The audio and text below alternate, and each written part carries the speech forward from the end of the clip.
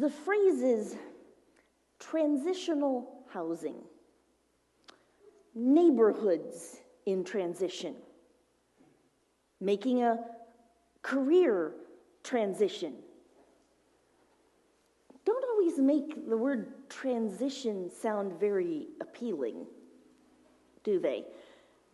It sounds more like code for dealing with an unfortunate set or change in circumstances. I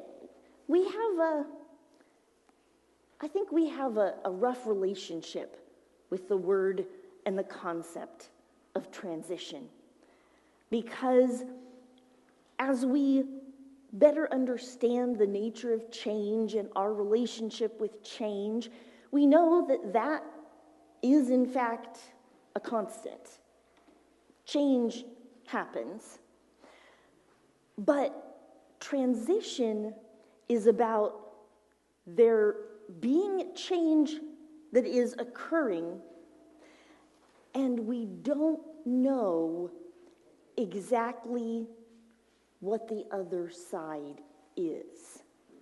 I think that's the hardest part of transitions, is when you're in the middle and you know that the old way is going away.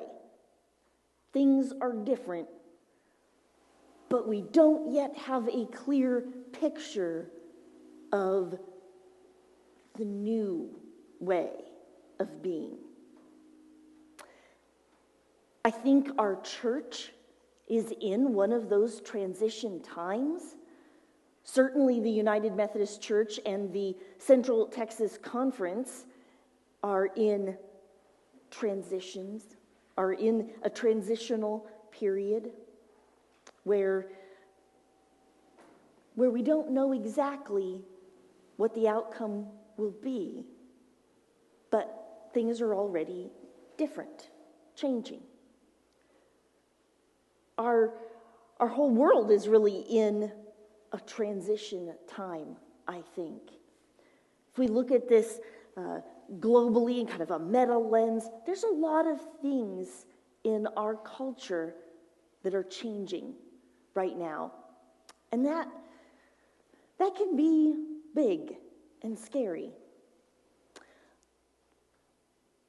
This Sunday is a transition Sunday.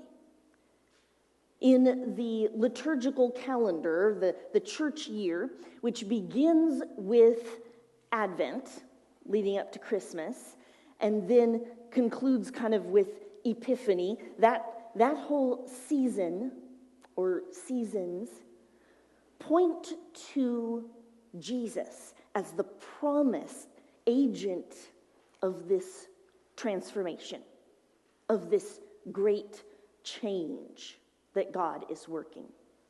In the season after Epiphany, which we've been in since January 6th, we've talked about living into the new way of being, what life is like living according to that way, God's new way. And today marks a pivotal point in the calendar where we go from thinking about this new world order, and we're about to go into Lent, which, as I mentioned earlier, is a somber and reflective season.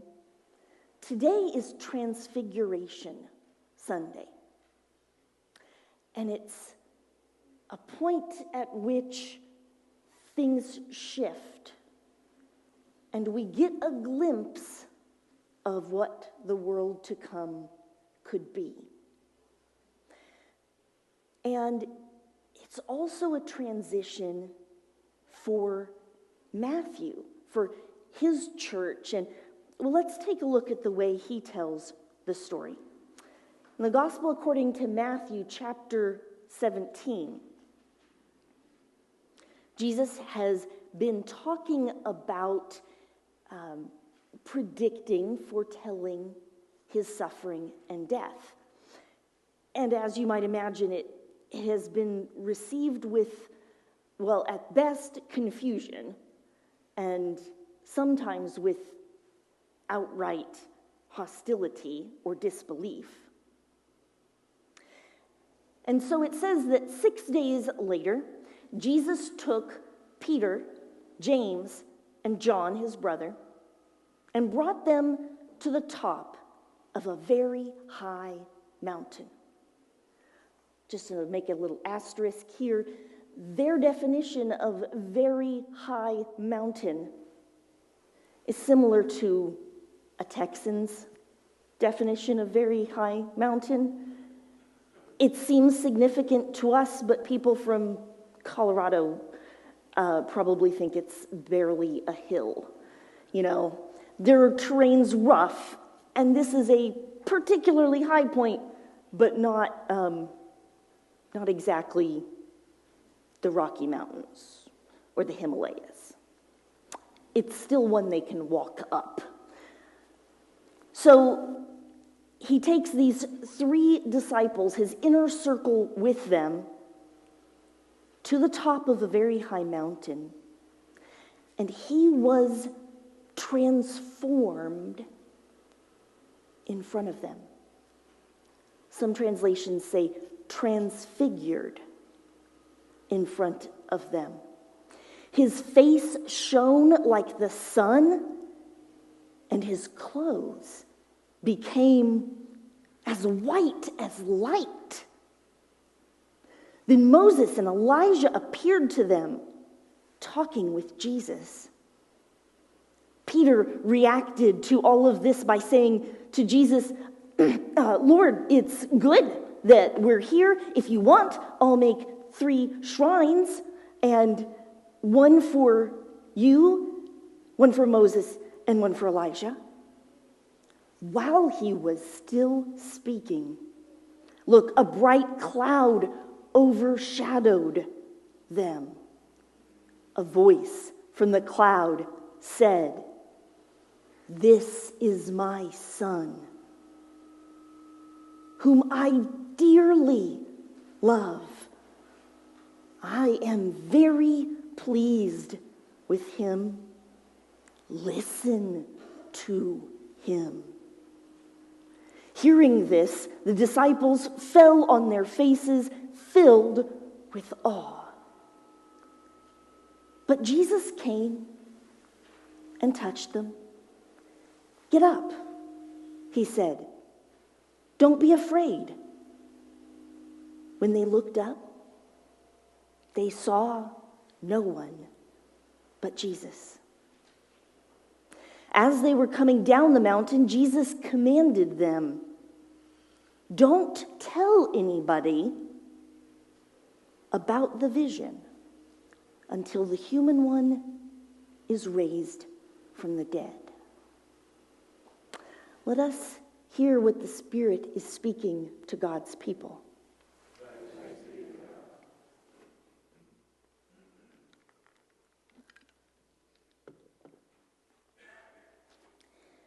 So the word here, transformed or transfigured,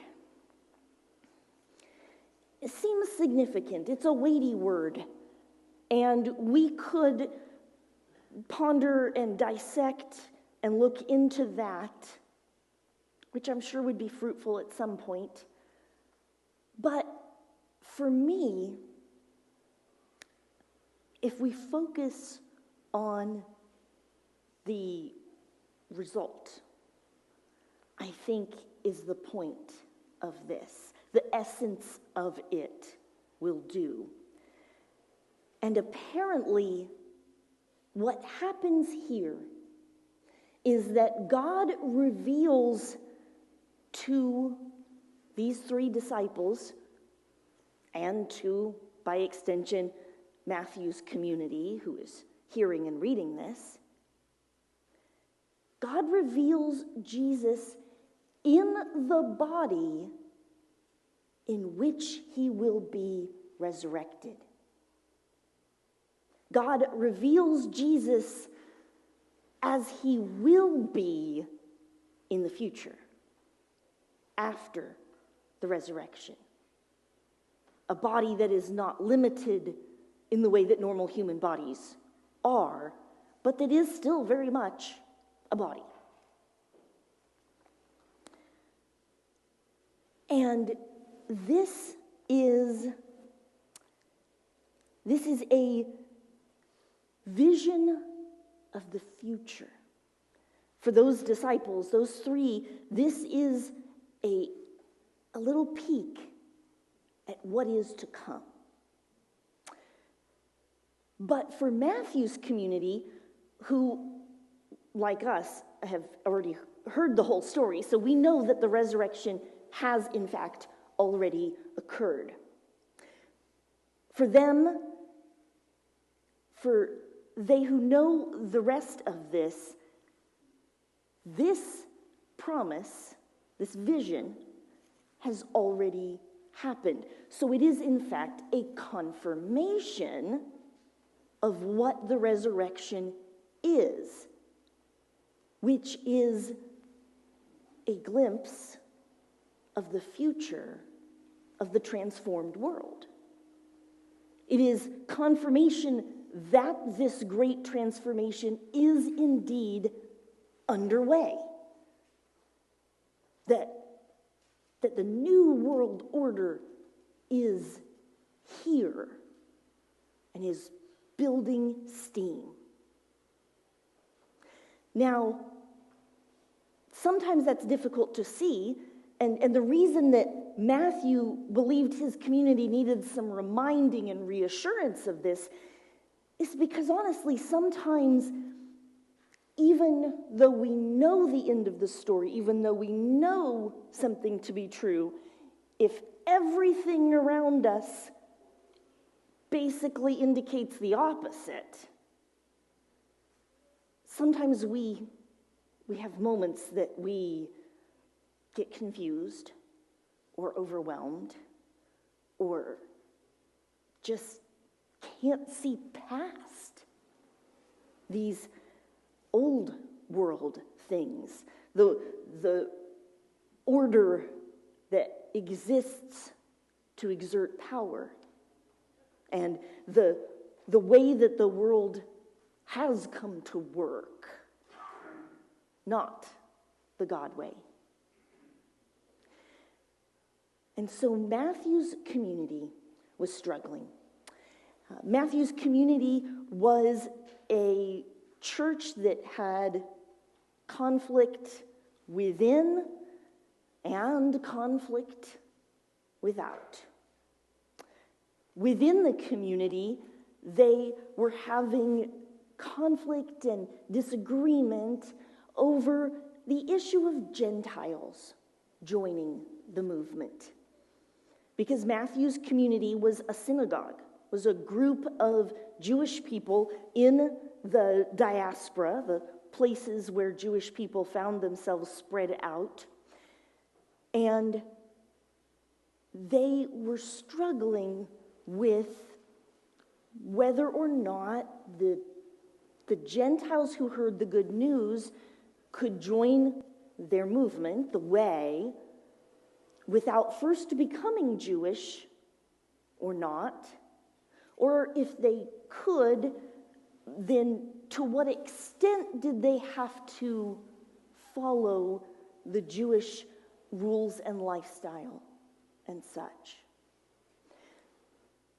So there were disagreements within the community. And then there were disagreements and conflict with other communities, other synagogues, who did not respond the same way as they had to the message of Jesus.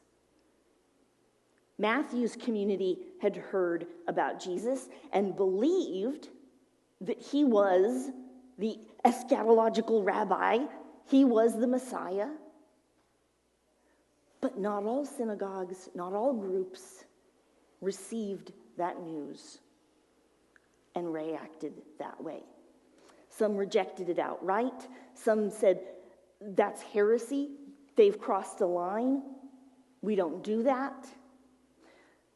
Some said, well, I mean, maybe, it could be, but we got to give it some time. So there were conflicts with other parts of the Jewish community, other synagogues. And of course, there was kind of the underwriting theme of the life of a person following the way within the Roman Empire.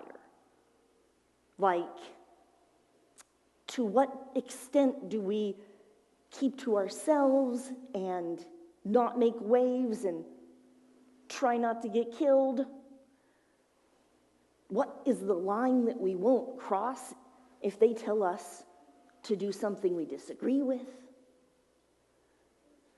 So all of that is happening, and Matthew's community is struggling, and he's afraid some are losing sight of what that transformation is going to look like, what it is.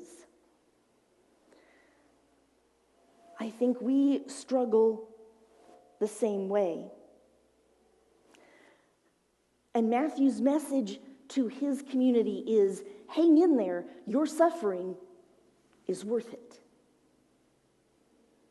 Your sufferings are worth it. It will be well.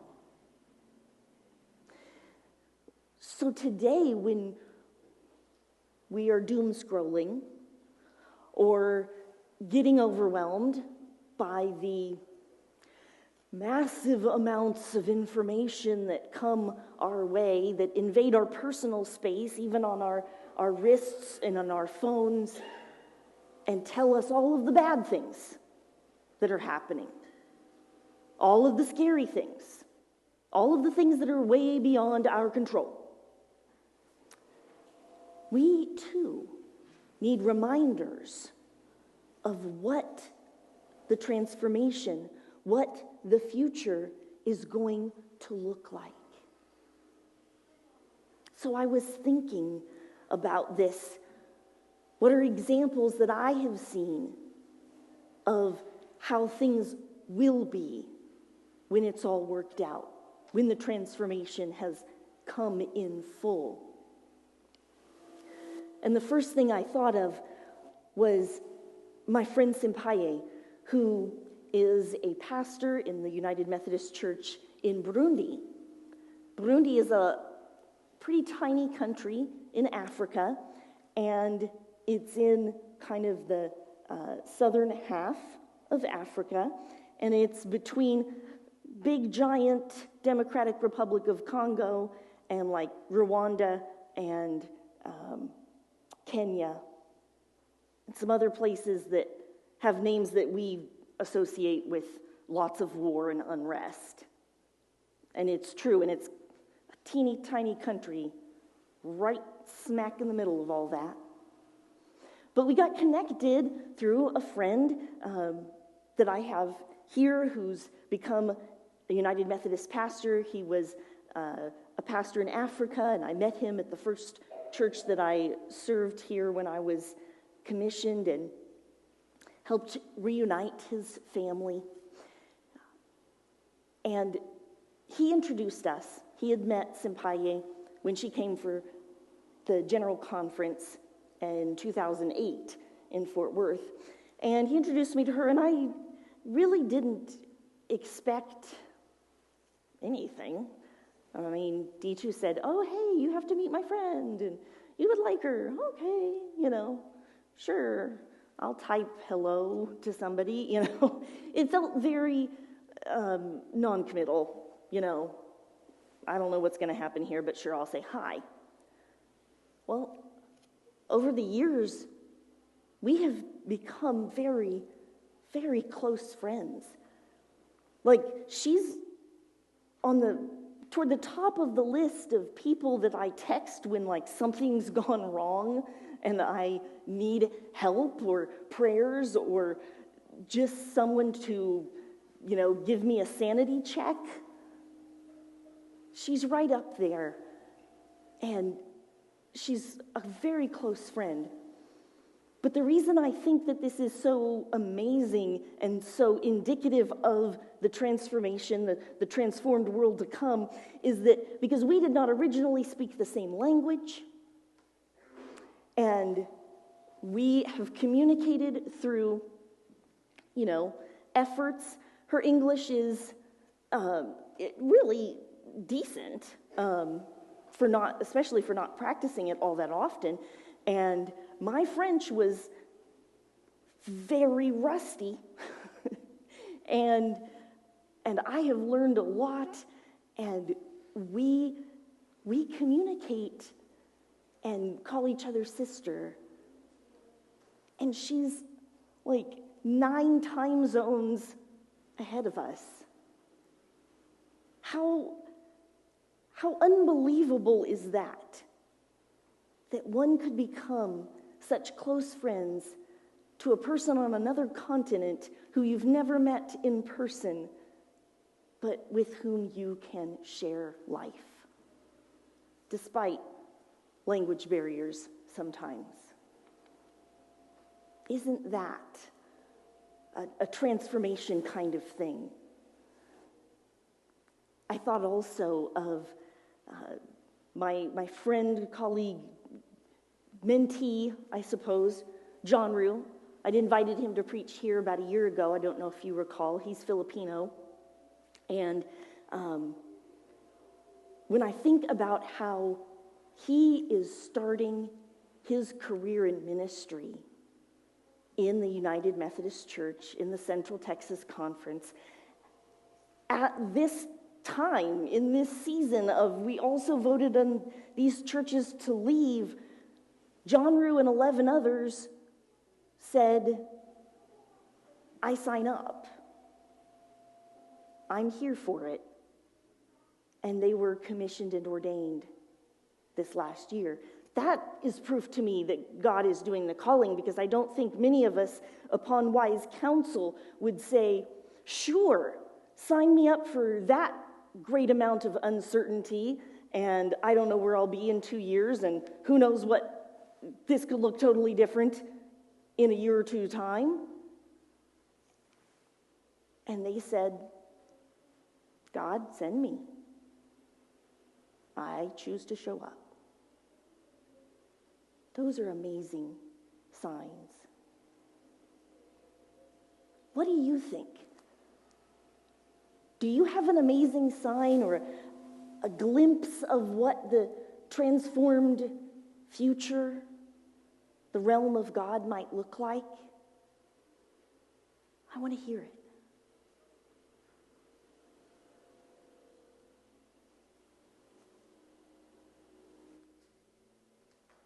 Anybody? Paul? We're moving from a world of competition to a world of cooperation. Paul says it beautifully. He says we are moving from a world of competition to a world of cooperation. So when we see those signs, those are good. Those are hopeful. That's wonderful. I love that. Anybody else? Do you have a person that you think of when I say, what does a transformed world look like, the realm of God? Who lives that out for you to see? Paul? This morning I heard that Jimmy Carter is in hospice. Mm-hmm. I think regardless of one thinks about his military service, his peanut growing, or his sharp stint as president, his life and giving after that more than ever. Paul shares his admiration for Jimmy Carter, who we just heard yesterday is on hospice care now at 98 years old. And regardless of politics, he is someone who gave back, who served the public and believed in what he was doing. That is a lovely sign. That is a lovely sign.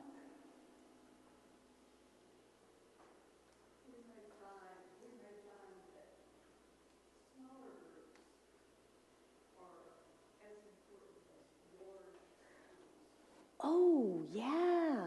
I'm glad you brought that up. Gail said that we may find that in order to grow larger, we grow smaller. More small groups may, in fact, multiply more easily. Nice. Susie?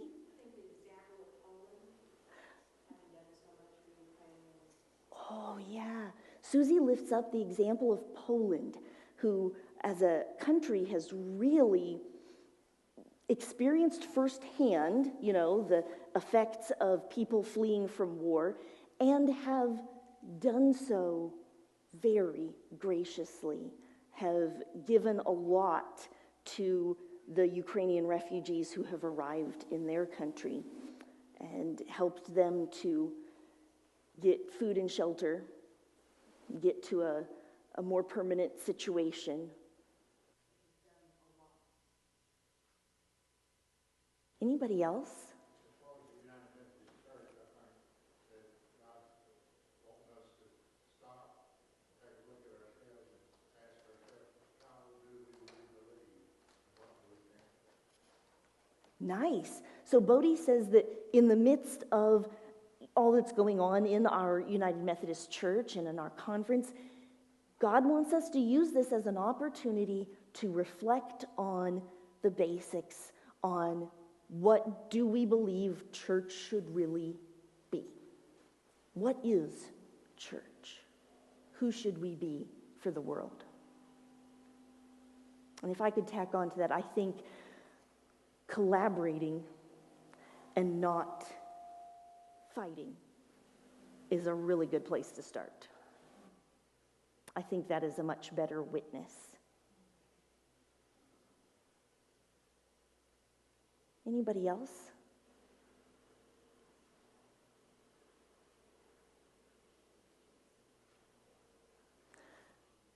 Well, I hope that as you go about this week, that you will be alert and looking out for signs of hope, signs of what that realm of God, what that transformed world will look like.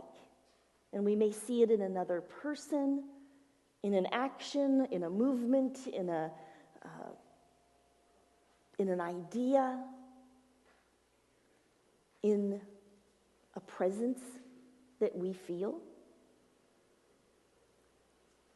Look for that and hold on to that and share that with somebody else. Because I think we all need to look for and hold on to those good things, those signs of hope, when it looks like there's not a lot of hope. There are wonderful glimpses. Let's grab those and share those. And if you are in a place in your journey where you would like to take the next step, make a decision, whether that's to accept Christ for the first time, to reaffirm your faith in Christ, or to join a new community. Maybe you have been looking for a church where you can serve alongside, where there's a place for you. And we would love to invite you. We assure you there is a place for you here as well.